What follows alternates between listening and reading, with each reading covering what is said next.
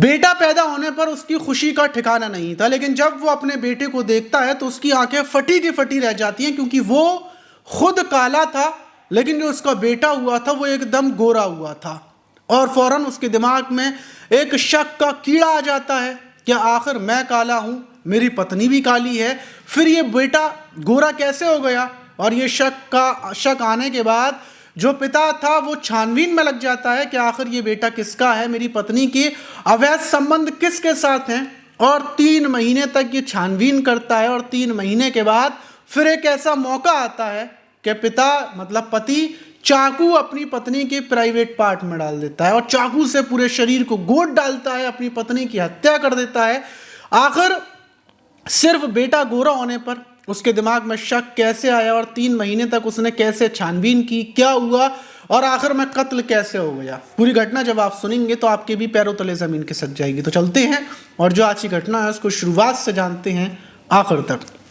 तो दोस्तों, मेरा नाम माज है, उम्मीद है कि आप सब अच्छे होंगे, सुरक्षित होंगे। और जो आज की घटना है वो बिहार के कटिहार की है और वहाँ का एक आपदापुर थाना है और उसी थाने के अंतर्गत एक गांव पड़ता है नारायणपुर गांव। और वहाँ पर रहने वाला जो सुकमा दास है, जो अपनी पत्नी मौसमी दास के साथ रहता था, उसकी 2 बेटियां थी, जिसमें एक बेटी की उम्र 2 साल और दूसरी बेटी की उम्र 3 साल थी। ये 2 बेटियां थीं और अब आकर, क्योंकि जो सुकमा है उसकी शादी को 4 साल हो चुकी हैं और अब आकर क्योंकि उसके कोई बेटा नहीं था, तो अब आकर 3 महीने पहले ही उसके एक बेटा होता है। जब बेटा होता है तो गाँव में सब लोग बोलते हैं कि भाई लड्डू बंटवाओ, सुकमा तुम लड्डू बंटवाओ, तुम्हें बेटा भी हो गया, तुम्हें बेटे की तमन्ना थी, बेटा हो गया। लेकिन सुकमा लड्डू नहीं बंटवाता। वो लड्डू बंटवाने के बजाय अपनी पत्नी से लड़ने लगता है, झगड़ने लगता है। वो मौसमी दास से बोलता है, मतलब अपनी पत्नी से, क्या आखिर हम लोग काले हैं, फिर जो बेटा हुआ है वो गोरा क्यों हुआ है। अब ये लड़ाई होती है। जब उसकी पत्नी ये सुनती है तो वो गुस्से में आग बबूली हो जाती है। और जो पत्नी थी वो आजमनगर थाने के झलकी गांव की रहने वाली थी और वो 18 नवंबर को गुस्से में घर से, क्योंकि इस बात को 3 महीने हो चुके थे, पति की लड़ाई बराबर चल रही थी और अब 3 महीने के अपने बेटे को लेकर, और दोनों बेटियों को वो यहीं पर छोड़ देती है और बेटे को लेकर अपने मायके चली जाती है। मायके में जाकर रहने लगती है।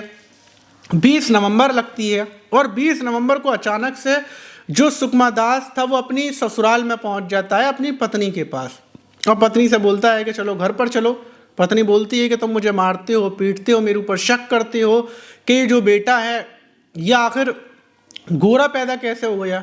ये सब बातें रात को होती हैं, लेकिन जो ये सुकमा दास था ये बड़े प्यार से अपनी पत्नी से बोलता है कि मुझसे गलती हो गई थी, ऐसा कुछ भी नहीं है, अब सुबह हम लोग घर पर चलेंगे, मैं आज रात को तुम्हारे ही घर पर रुकूंगा। और रात का टाइम होता है, वो सो जाता है और जो बेटा था जो पैदा हुआ है, जिसकी उम्र महज 3 महीने की है, वो बराबर में सोया हुआ था। लेकिन जब सुबह होती है 20 नवंबर की, मतलब रात को ही लोग सोते हैं, जब 21 नवंबर की सुबह होती है तो परिवार के लोग देखते हैं कि जो बेटा है उसके रोने की बहुत ज़्यादा आवाज़ें आ रही हैं, क्योंकि ये दोनों पति पत्नी तो कमरे में थे।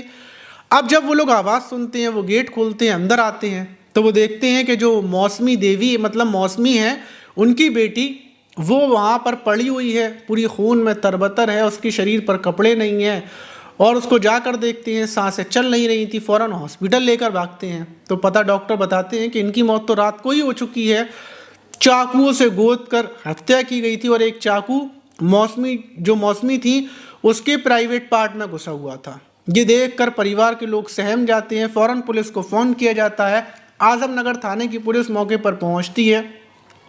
अब पुलिस छानबीन करती है तो पुलिस को बताया जाता है कि मौसमी अपने पति के साथ यहाँ पर रुकी हुई थी और विवाद काफ़ी दिनों से चल रहा था। विवाद सिर्फ ये था कि दोनों पति पत्नी काले हैं, फिर बच्चा गोरा कैसे हुआ, और 3 महीने से विवाद चल रहा था। और अब आकर अचानक से सुकमा ने यहाँ पर आया और रात को रुकने की बोली और रात को वो इस घटना को अंजाम देकर चला गया।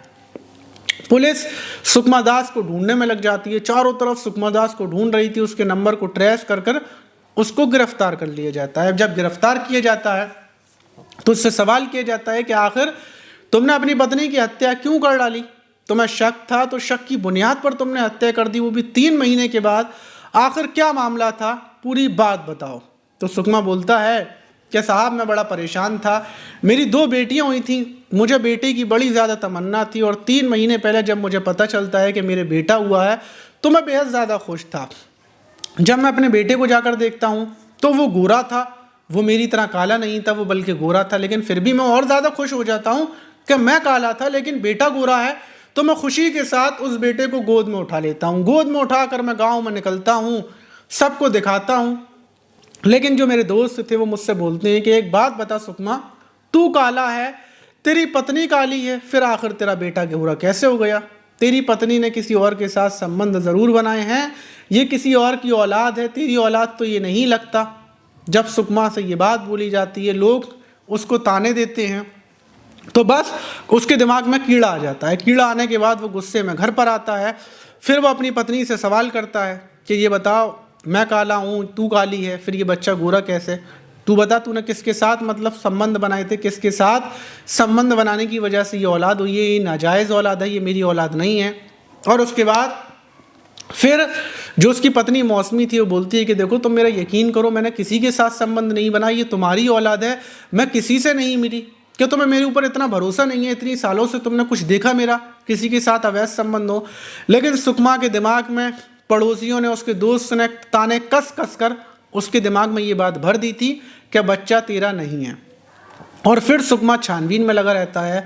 वो अब अपनी पत्नी के ऊपर नज़र रखा करता था कि पत्नी किससे बात कर रही है, किसको देख रही है, किससे मतलब किसका फ़ोन आ रहा है, सारी चीज़ें वो करता रहता है, लेकिन उसके हाथ कुछ भी नहीं लगता। और आखिर में वो ये डिसाइड करता है कि अब वो अपनी पत्नी को मारेगा, पीटेगा, उससे उगलवाएगा कि आखिर ये बच्चा किसका है। और फिर वो अपनी पत्नी को मारना पीटना भी शुरू कर देता है।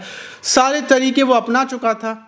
और फिर 3 महीने के बाद वो फाइनल डिसीज़न ये लेता है कि जो बच्चा है वो उसका नहीं है, क्योंकि उसने यूट्यूब पर देखा था। उसका कहना ये था कि उसने कबूतरों को देखा है कि जैसे कबूतरों के माँ बाप होते हैं वैसा ही बच्चा होता है, काले माँ बाप है तो काला बच्चा होगा, फिर ये गोरा बच्चा कैसे हो गया? तो ये बात से वो क्लियर था, क्या मतलब ये बच्चा उसका नहीं है, किसी और का है। और इसी शक की बुनियाद पर उसने अपनी पत्नी को उस दिन 20 नवंबर की रात को जब वो सोया था तो उसको एहसास था कि उसकी पत्नी ने किसी और से संबंध बनाए, तो इस प्राइवेट पार्ट से बनाए। तो इसी प्राइवेट पार्ट में उसने चाकू घुसा डाला, गोद डाला, पत्नी तड़पती रही होगी और पत्नी को उसने शक की बुनियाद पर मार दिया। लेकिन ऐसा नहीं है कि मतलब गोरा हो ही नहीं सकता। देखिए कभी कभी ऐसा होता है कि जैसे मान लो पत्नी काली है तो पत्नी की माँ, जो उसकी मतलब खुद की माँ, उसके नाना, तो किसी पे भी कुछ भी जा सकता है। ऐसा कोई मसला नहीं है कि अगर माता पिता काले हैं तो। अब आपने देखा होगा कि जो मतलब माता पिता हैं जिस हाइट के, उस हाइट से लंबे लंबे बच्चे हो जाते हैं उनकी। तो ऐसा नहीं है कि मतलब जैसा बच्चा होगा। तो ये सिर्फ शक की बुनियाद पर था। अगर सुकमा DNA टेस्ट करवाता तो शायद क्लियर हो जाता और मौत भी ना होती, मतलब हत्या भी ना होती। अब आप इस घटना पर क्या बोलना चाहेंगे? क्या सुकमा का शक बिल्कुल सही था? कि सुकमा ने बिल्कुल सही किया कि पत्नी का जो बच्चा था वो इन दोनों का नहीं था, किसी और से संबंध बनाया हुआ था? आपको क्या लगता है? अपनी राय कमेंट बॉक्स में ज़रूर दीजिएगा। मिलते किसी और वीडियो में, जब तक के लिए अपना ख्याल रखें, सुरक्षित रहें, सावधान रहें।